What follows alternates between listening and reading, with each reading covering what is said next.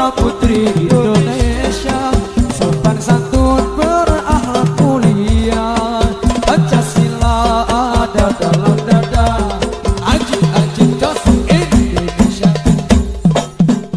Jadi saya niru ilmunya Abu Nawas. Abu Nawas sudah bisa pidato, nggak bisa pidato, suatu saat dipaksa pidato sama khalifah itu. Hei para hadirin, kamu pintar apa goblok? Lah mereka pinter, mau ngandani wong pinter, terus pinter kok ngandani gitu. Akhirnya hadirin itu kan karena seneng sama Abu Nawas itu seneng. Ya sudah Abu Nawas, kalau gitu kita goblok. Aku mau mengambil wong goblok. Akhirnya terus wassalamualaikum warahmatullahi wabarakatuh. Jadi itu Abu Nawas juga bisa pidato, tapi dia tahu saja caranya menyelesaikan masalah. Jadi itu Abu Nawas. Jadi ya orangnya kacau tapi cerdas itu, makanya jadi guyonan. Sebenarnya Abu Nawas itu figur yang nyata, tapi tidak senaif yang diceritakan orang-orang di anekdot itu. Nah, beliau itu orang soleh ketika era Harun ar-Rasyid. Tapi ya tadi karena banyak cerita yang macam-macam. Ya, Abu Nawas itu, makanya ini cerita anekdot. Jadi riwayatnya agak jelas tapi lucunya jelas gitu. Jadi itu. Dia itu mangkel punya tetangga profesor ahli astronomi. Adiknya itu mau iso omong kok. Abu Nawas mau pinter molak-malik omong, kan masyhur itu. Dia cerita hari Senin tanggal sekian lihat Abu Nawas di alun-alun mau terbang. Orang lihat semua itu Abu Nawas itu ya sudah di podium ya hanya gitu-gitu. Kok nggak mau terbang-terbang? Ya mau itu ya tidak. Wassalamualaikum warahmatullahi wabarakatuh. Yang bilang Abu Nawas terbang siapa? Abu Nawas mau terbang. Yang namanya mau itu ya tidak.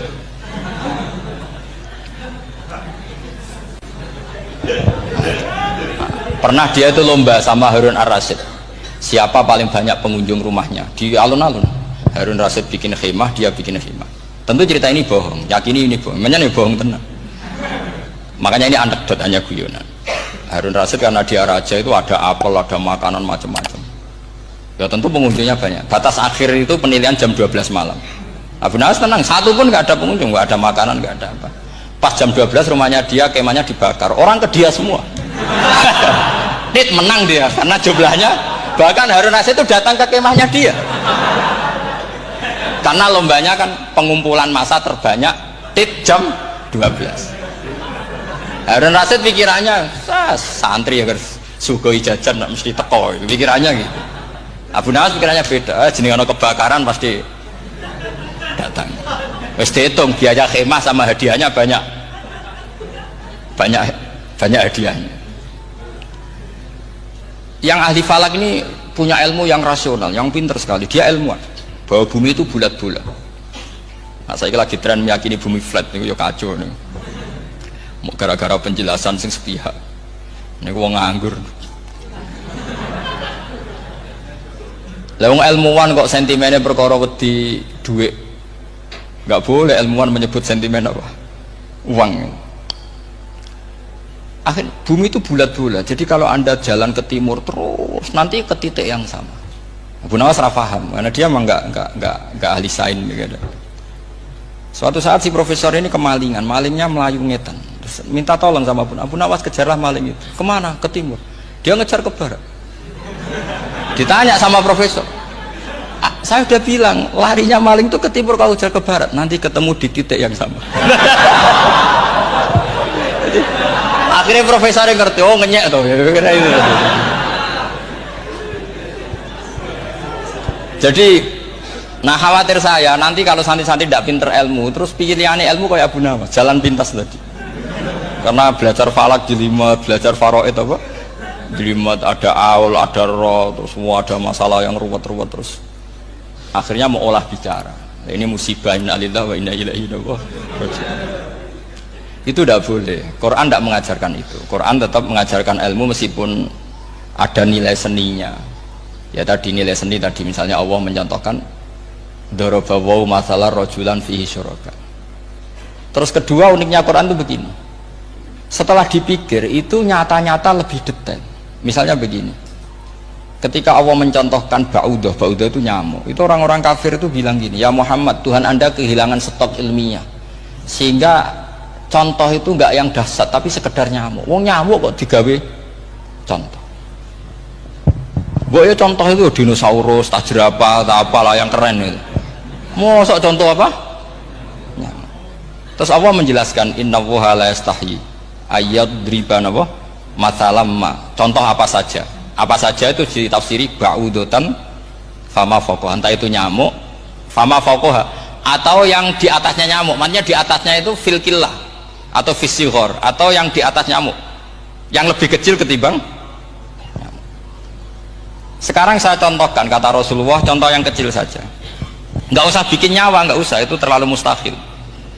Seorang pemahat patung, kamu pesen, Pak, aku gak eno patung gajah, mesti muni sanggup. Tak muni, Pak, gak eno patung gajah, ukurannya ya semestinya gajah, oke. Tapi Pak, aku gak eno patung nyamuk, ukurannya ya sak nyamuk. Kira-kira sanggup apa enggak?